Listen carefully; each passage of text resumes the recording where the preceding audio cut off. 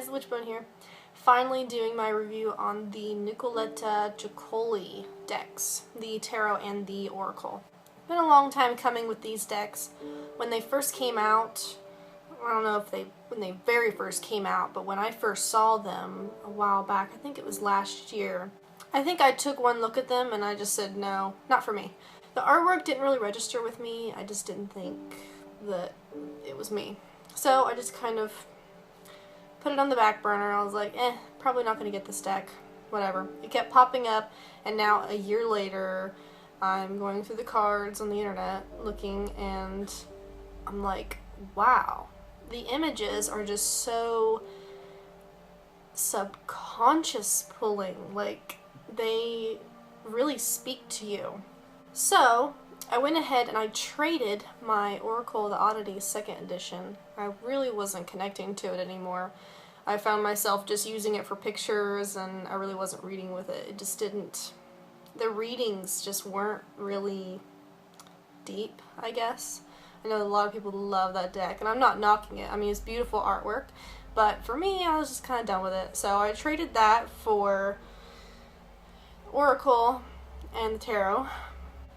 And the first thing that I did is I trimmed all the borders off. These, the Oracle, mostly because all the borders, well, most of them anyway, were very uneven, and it was distracting, and they were way too big for my hands. And then for the Tarot, I needed to trim those borders off. I hate low Scarabeo borders. I don't know if that's how you pronounce it or not, but that publishing company is horrible. Sorry. But I had to get the words off there. And when I flip the camera, I'll take you through the Tarot deck and the Oracle, and I'll explain why. But what the decks come with is a little booklet for the Tarot and another little booklet for the Oracle. And they're very thick, but it's deceiving. There's a billion languages in there, so you only get like that much that you really need to read. So with the Oracle, if you want to read the guidebooks, I would suggest the Oracle is better. If you find yourself a little lost with the cards, not understanding what they mean and stuff, the book is really handy. For the Tarot, it is not. I would not use the book. And I would trim all the damn borders off. Get rid of the Tarot guideline. You have 78 cards that don't have original Tarot meanings. Just think of it like that. Think Marielle, think Thoth, think something different. And that was my first problem, because when I first got the deck, I was like, maybe I should go through it and see if I want to keep the borders. So I started going through it. The first couple, the artwork just screams at you. It just pulls out all of these messages and all of these feelings. And to be honest, without the borders, and I pull one card can give me pages and pages of a journal entry. I mean, it just pours stuff out of me. It's ridiculous. But as I was going through the cards at first, with the borders still on, I was being pulled. You know, every time I would see the artwork, and my eyes would go down to 7 of Swords. And I'd immediately think 7 of Swords meaning, and then it would cancel out all of the Ceccoli artwork, what that was pulling from me. It would just cut it right off.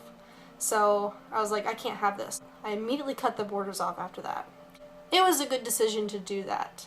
So I would definitely urge you to do that. You'll receive so much more from this deck if you take it out of the general Tarot guidelines. So I'm going to switch the camera and show you guys the cards. Okay, so first I'm going to go over the Oracle just a little bit. There's not that many cards in this one. Obviously all of this is artwork by the amazing Nicoletta Ceccoli. I hope that's how her name is pronounced. But in these cards, they are dolls, of course, and there are a lot of toys, and it's this kind of fairyland-esque kind of feel to it.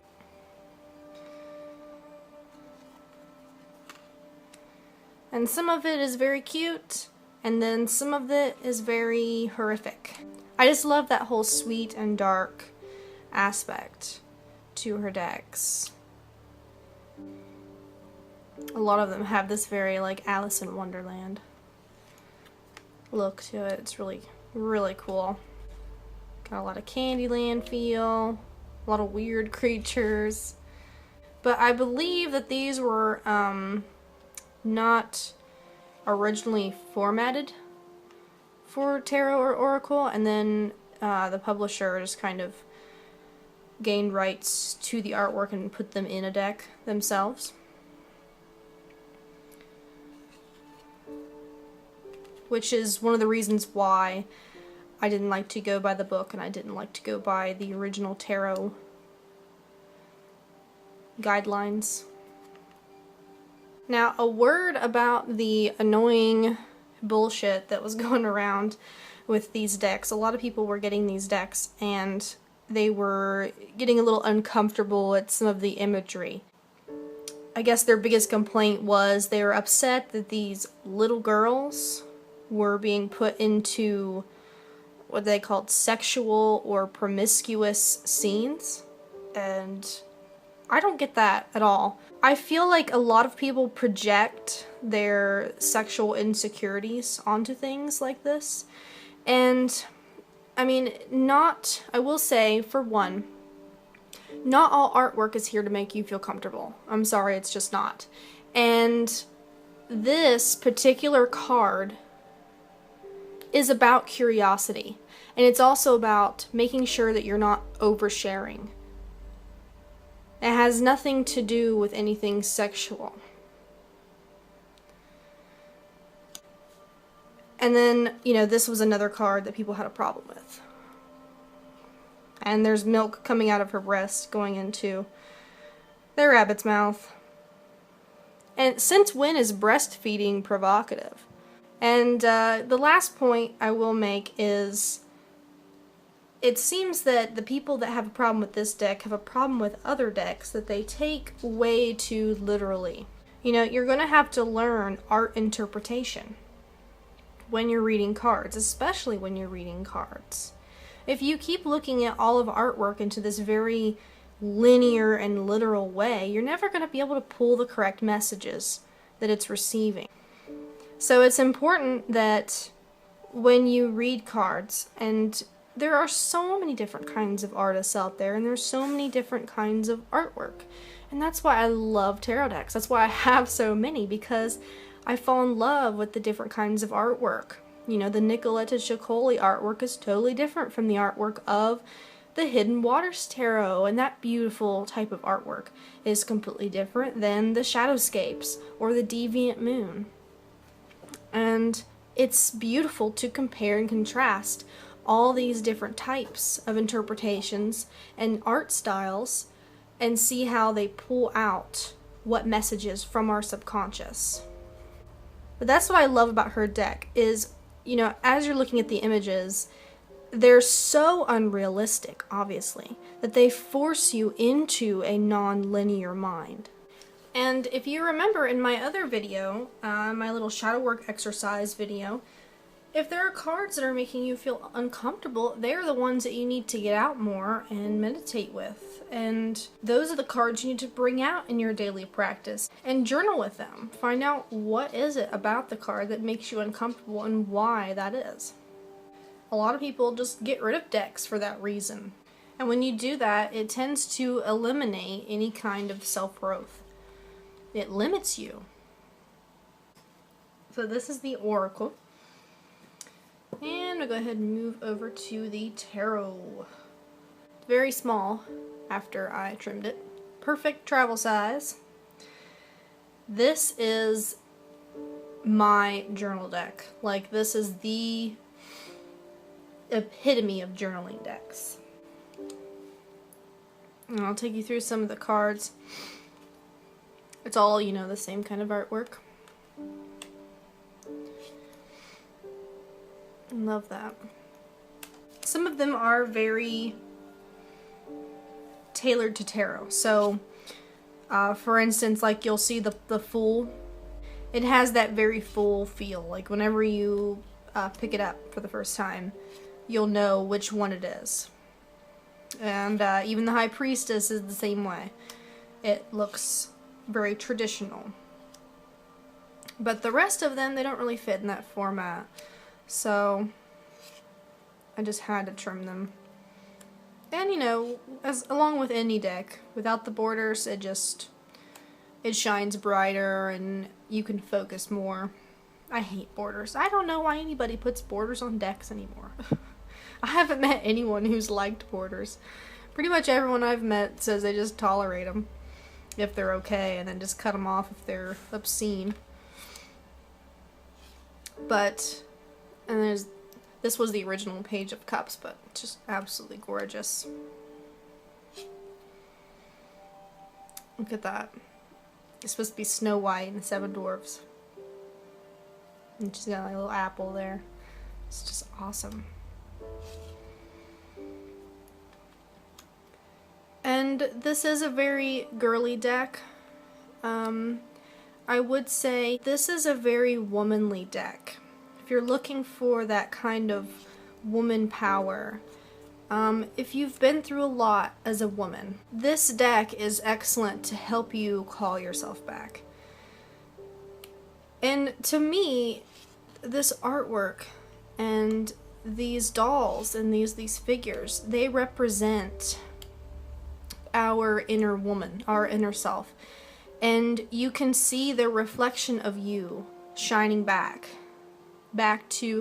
from the different points in your life where you've struggled and where you've hurt and where you've been hurt, where you've been joyous and where you've been able to shine. And I think this is an excellent healing deck because of that reason. It's also an excellent deck if you're in recovery from childhood trauma.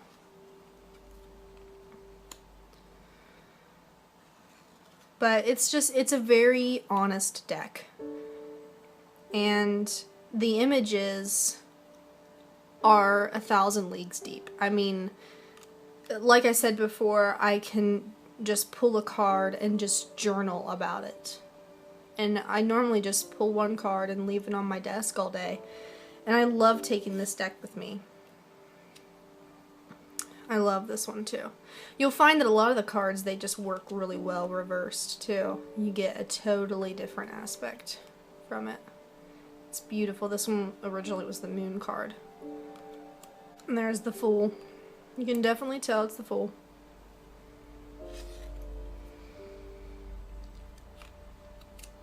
And I mean, it's the amount of journal prompts in these. I'm probably going to say it over and over again until I'm blue in the face, but it's phenomenal. I mean, take this one for instance. There's so many different ways to interpret this. Is she the leader of the mice? Is she their friends? Are they her friends? Are they the ones pulling her? Who's controlling who? I love this. Power. Is it working together, or is it not? Who is leading who? Who are you leading in your life? Are you leading yourself in your life? And then we have our Six of Swords. Pretty traditional look there. Traditional looking devil. I love this one. It's almost like these fireflies are her eyes. It's like she's sending them out to search for her. I love that. And the mermaids. Who doesn't love mermaids? But I do feel, like I said before, I feel like this is a deck for women. It doesn't necessarily mean that men can't get something out of this deck. I believe that decks are for everyone, and you should always keep an open mind, no matter what. And even if you come across a deck and you're like, not for me, just sit on it for a while, because you never know. It might grow on you.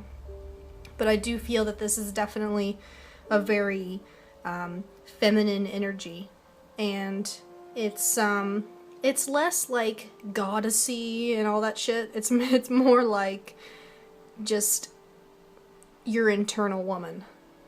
And I feel like all of these figures in here are the same woman transformed into different aspects, into different parts of our life, different events in our life.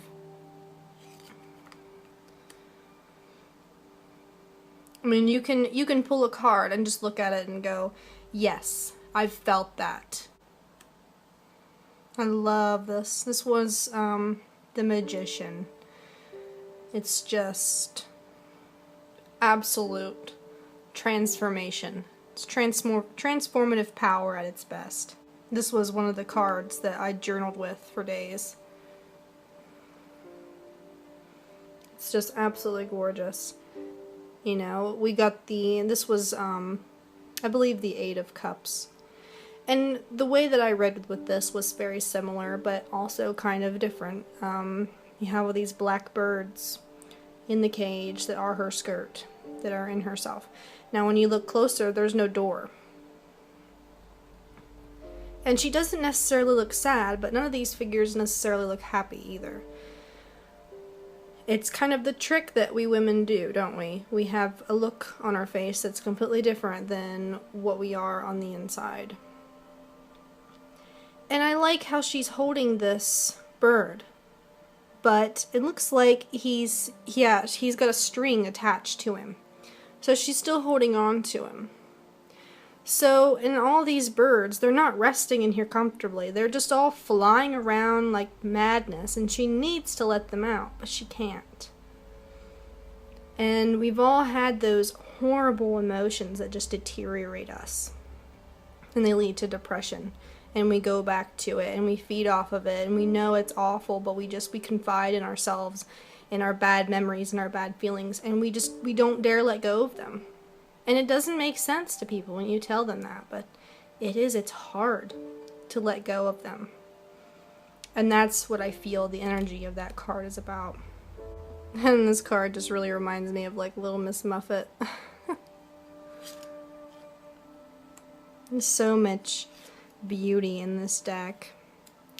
I urge you to definitely go check it out. They're pretty cheap now. You can find them anywhere. eBay, Amazon. There's always somebody wanting to trade. But check it out and see if it's for you. Because, you know, on first glance, the deck might not appeal. But when you really dig deep and you spend time with the cards and take the borders off, they have a totally different voice when you take the borders off. And they'll conform to you when you don't give them guidelines. Yeah, that is the Nicoletta Ceccoli Tarot and the Nicoletta Ceccoli Oracle deck.